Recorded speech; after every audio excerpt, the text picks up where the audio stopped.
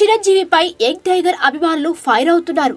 ఆయనపై ఓ రేంజ్ లో విరుచుకుపడుతున్నారు. రీసెంట్ గా ఓ పేపర్ కి ఇచ్చిన ఇంటర్వ్యూలో మెగాస్టార్ తనకు ఇండియాలో నచ్చిన డాన్సర్స్ నలుగురి గురించి చెప్పుకొచ్చారు. జాతీయ స్థాయిలో ప్రభుదేవ, హృతిక్ రోషన్ ది బెస్ట్ అని వివరించారు. వారి డాన్సులు, ఆ స్టెప్లలోని గ్రేస్లంటే తనకు చాలా ఇష్టమని తెలిపారు. అలాగే తెలుగులో కూడా తనకు నచ్చిన డాన్సర్ల పేర్ల గురించి వెల్లడించారు చిరంజీవి. టాలీవుడ్ లో అల్లు అర్జున్, రామ్ చరణ్ డాన్సులు బాగుంటాయని వివరించారు. వారి డాన్సులు నచ్చుతాయని కూడా చెప్పారు. దీంతో మెగాస్టార్ పై యంగ్ టైగర్ ఫ్యాన్స్ ఫైర్ అవుతున్నారు.